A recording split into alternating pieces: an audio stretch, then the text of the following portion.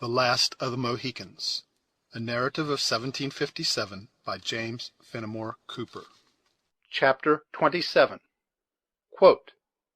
Aunt, I shall remember. When Czar says, "Do this," it is performed. Unquote. From Julius Caesar. The impatience of the savages who lingered about the prison of Uncas, as has been seen, had overcome their dread of the conjurer's breath. They stole cautiously and with beating hearts to a crevice through which the faint light of the fire was glimmering.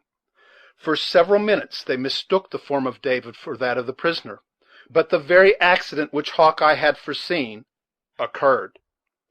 Tired of keeping the extremities of his long person so near together, the singer gradually suffered the lower limbs to extend themselves, until one of his misshapen feet actually came in contact with and shoved aside the embers of the fire. At first the Hurons believed the Delaware had been thus deformed by witchcraft; but when David, unconscious of being observed, turned his head and exposed his simple, mild countenance, in place of the haughty lineaments of their prisoner, it would have exceeded the credulity of even a native to have doubted any longer.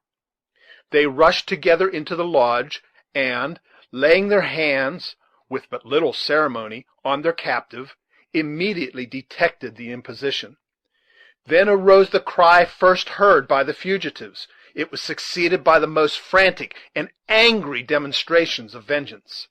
David, however, firm in his determination to cover the retreat of his friends, was compelled to believe that his own final hour had come. Deprived of his book and his pipe, he was fain to trust to a memory that rarely failed him on such subjects, and breaking forth in a loud and impassioned strain, he endeavored to smooth his passage into the other world by singing the opening verse of a funeral anthem.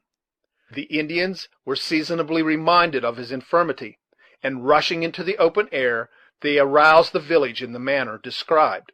A native warrior fights as he sleeps, without the protection of anything defensive. The sounds of the alarm were, therefore, hardly uttered before 200 men were afoot, and ready for the battle or the chase, as either might be required.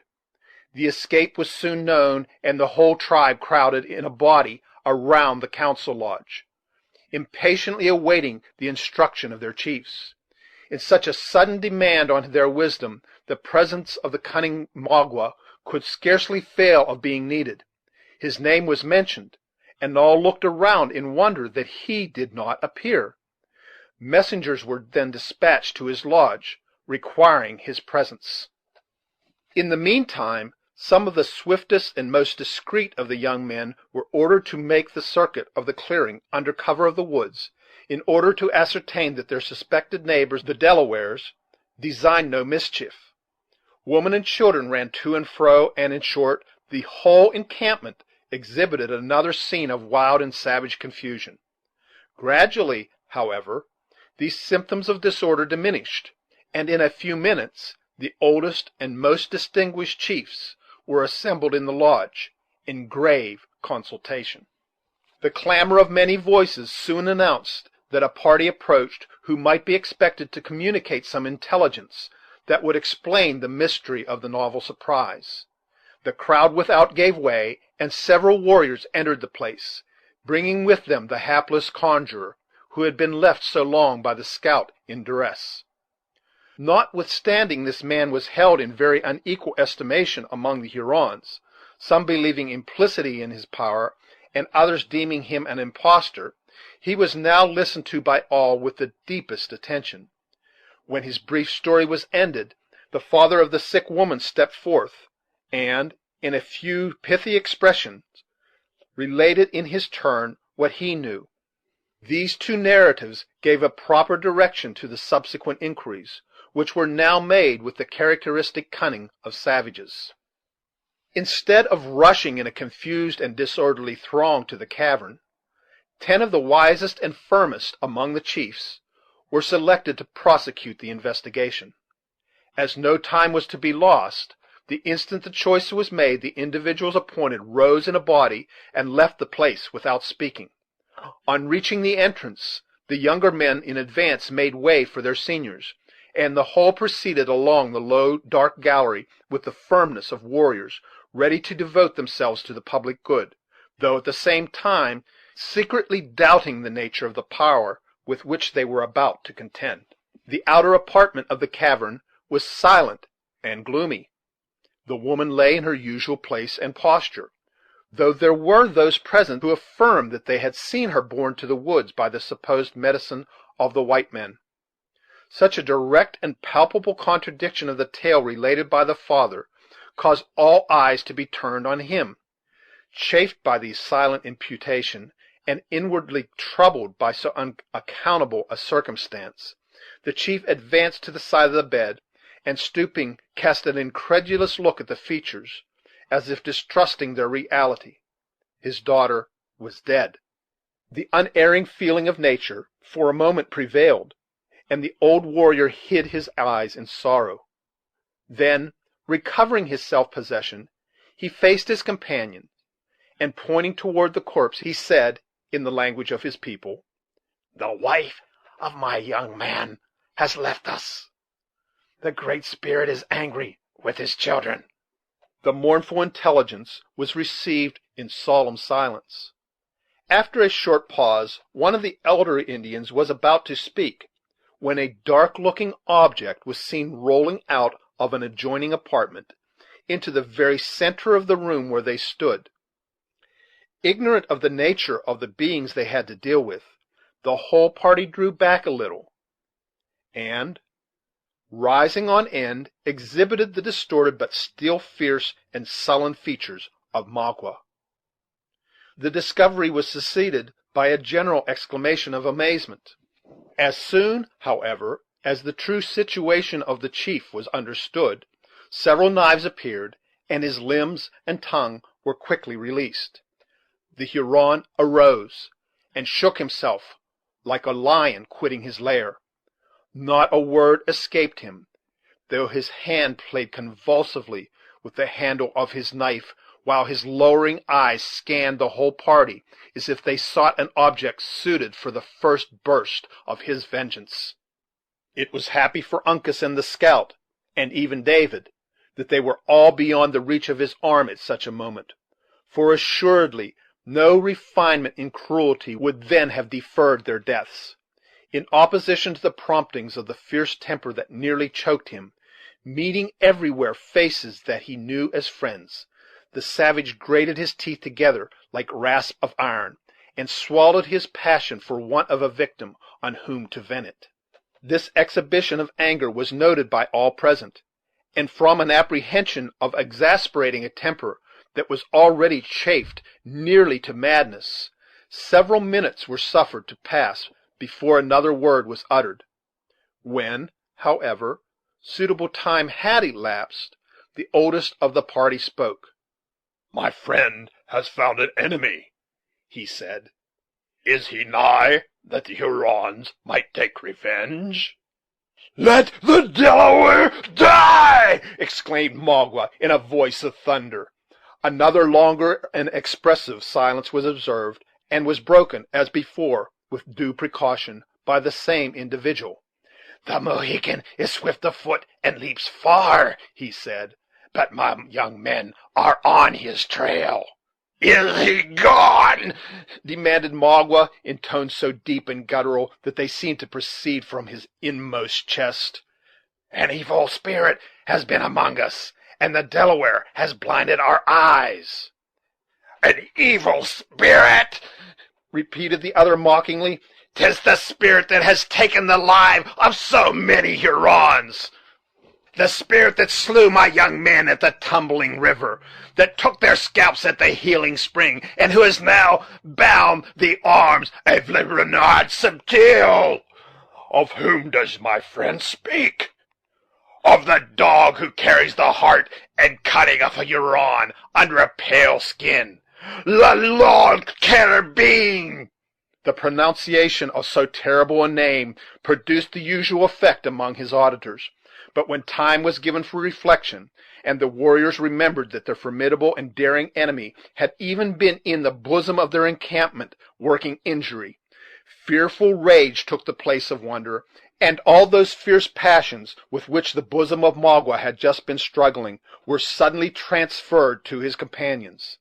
Some among them gnashed their teeth in anger, others vented their feelings in yells, and some again beat the air as frantically as if the object of their resentment were suffering under their blows. But this sudden outbreaking of temper as quickly subsided in the still and sullen restraint they most affected in their moments of inaction. Magua, who had in his turn found leisure for reflection, now changed his manner, and assumed the air of one who knew how to think and act with a dignity worthy of so grave a subject. "Let us go, my people," he said. "They wait for us." His companions consented in silence, and the whole of the savage party left the cavern and returned to the council lodge. When they were seated, all eyes turned on Magua, who understood from such an indication that, by common consent, they had devolved the duty of relating what had passed on him. He arose and told his tale without duplicity or reservation. The whole deception practiced by both Duncan and Hawkeye was, of course, laid naked, and no room was found, even for the most superstitious of the tribe, any longer to affix a doubt on the character of the occurrences. It was but too apparent that they had been insultingly, shamefully, disgracefully deceived.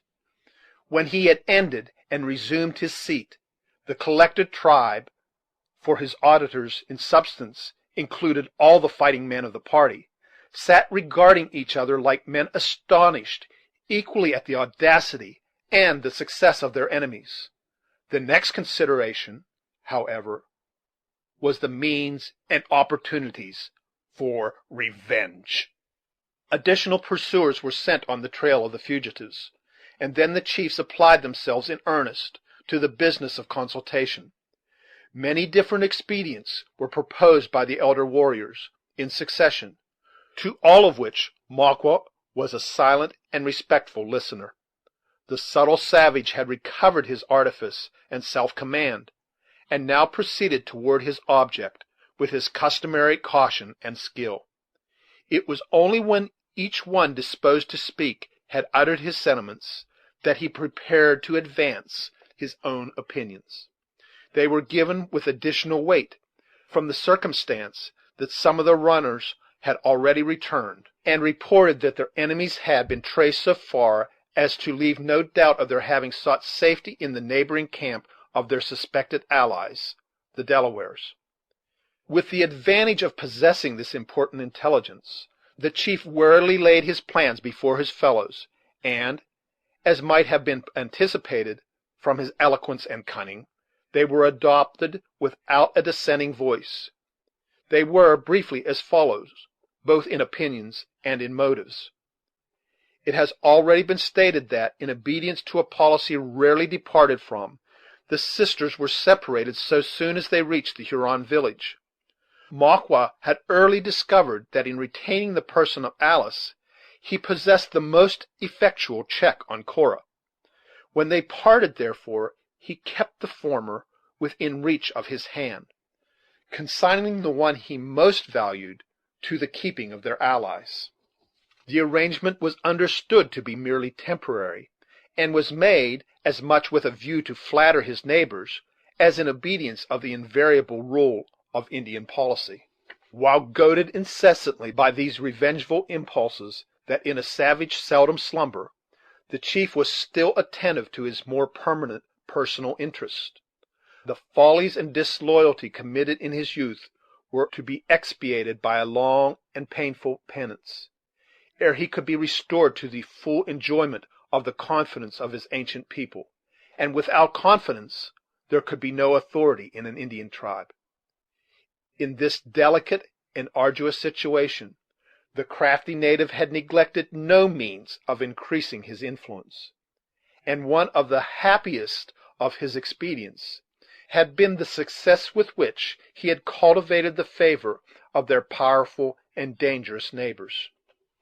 The result of this experiment had answered all the expectations of his policy, for the Hurons were in no degree exempt from that governing principle of nature which induces man to value his gifts precisely in the degree that they are appreciated by others. But while he was making this ostensible sacrifice to general considerations, Maqua never lost sight of his individual motives.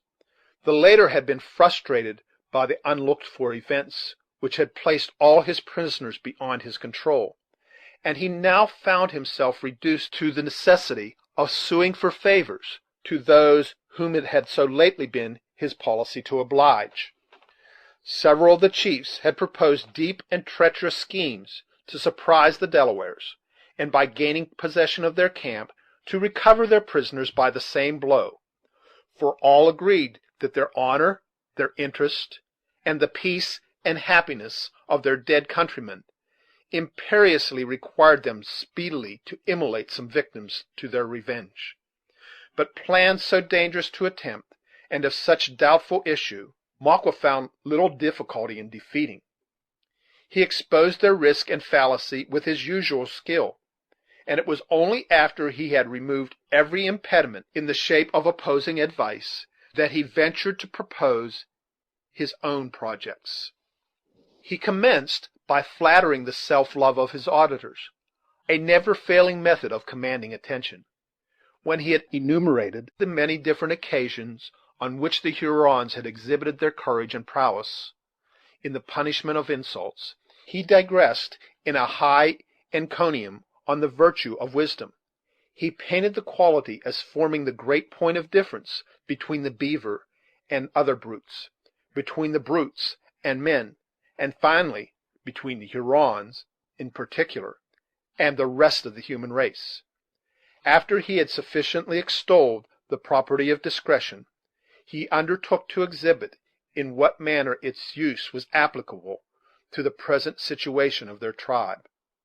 On the one hand, he said, was their great pale father, the governor of the Canadas, who had looked upon his children with a hard eye since their tomahawks had been so red.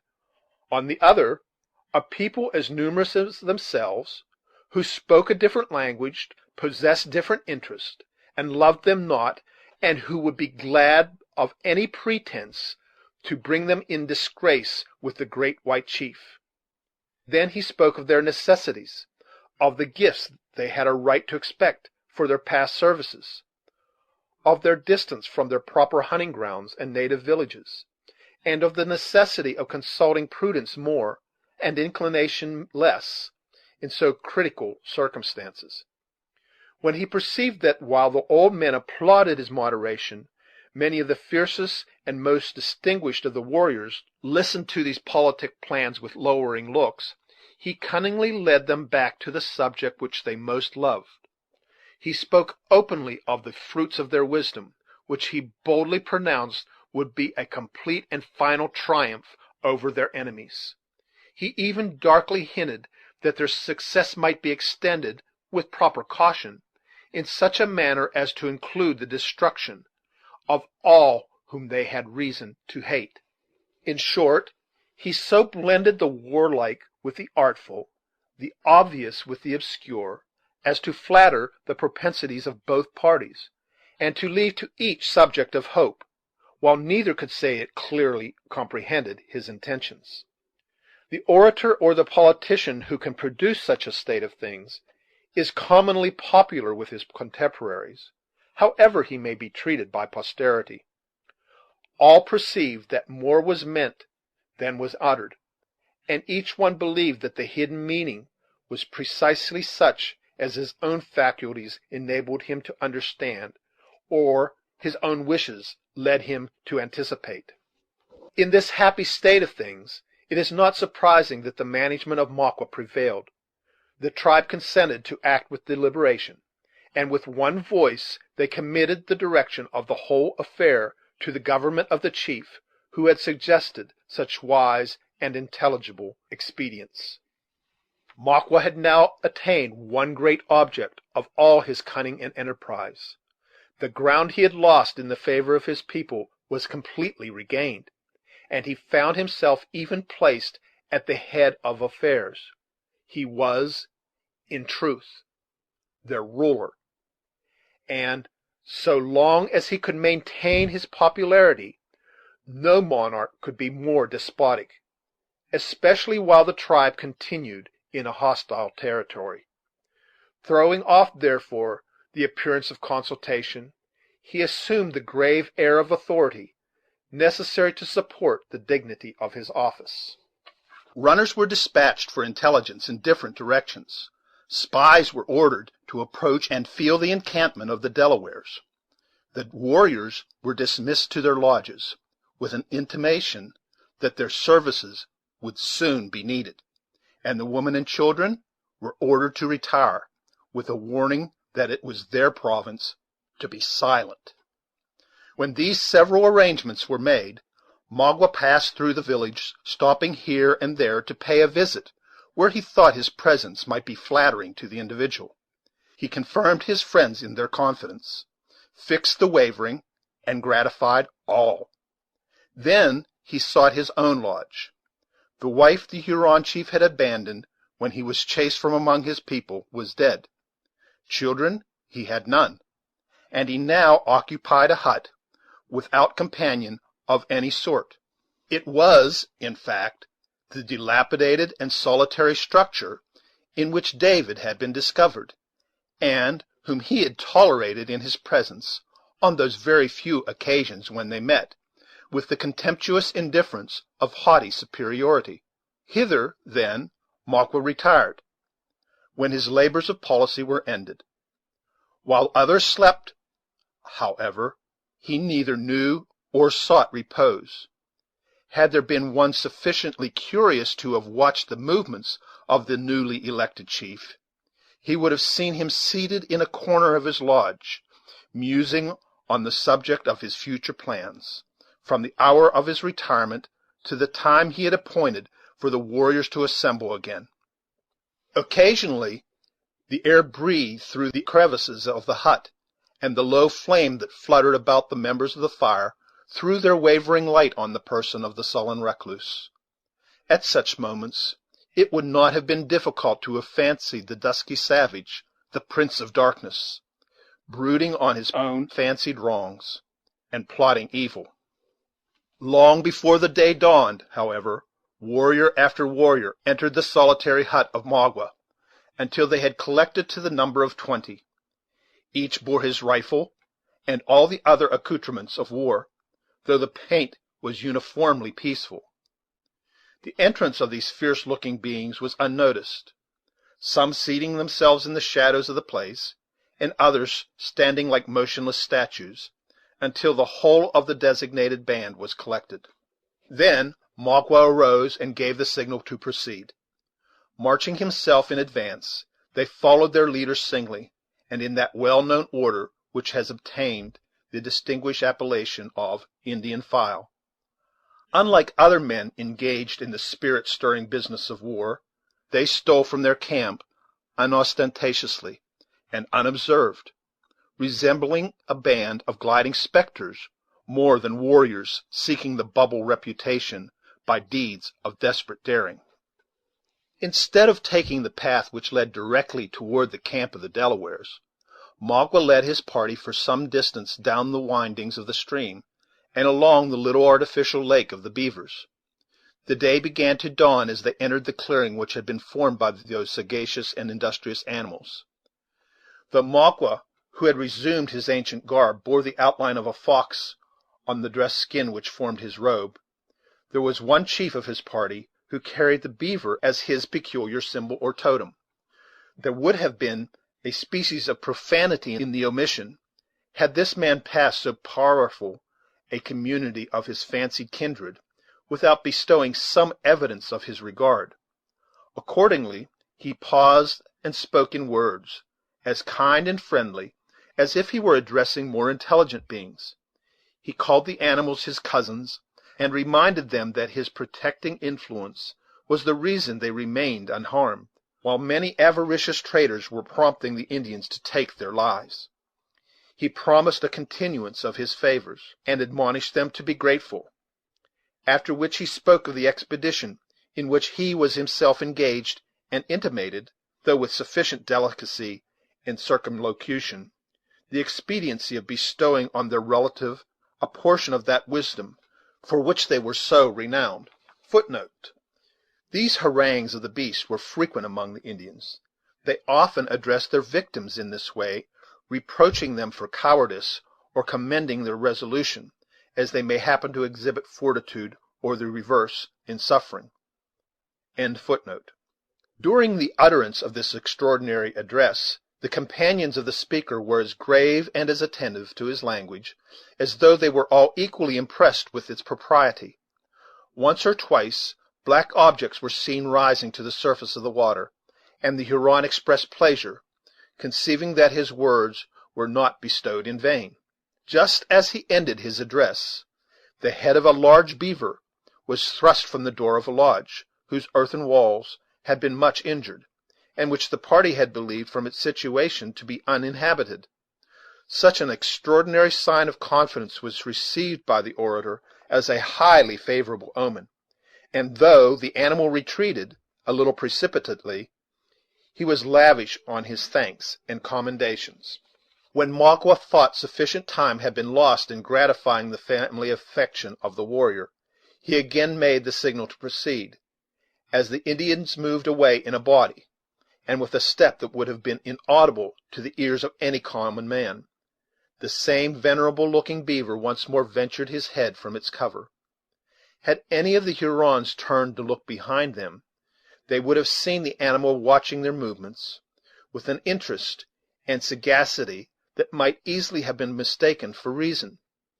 Indeed, so very distinct and intelligible were the devices of the quadruped, that even the most experienced observer would have been at a loss to account for its actions, until the moment when the party entered the forest, when the whole would have been explained by seeing the entire animal issue from the lodge, uncasing by the act the grave features of Chingachgook from his mask of fur. Chapter 27.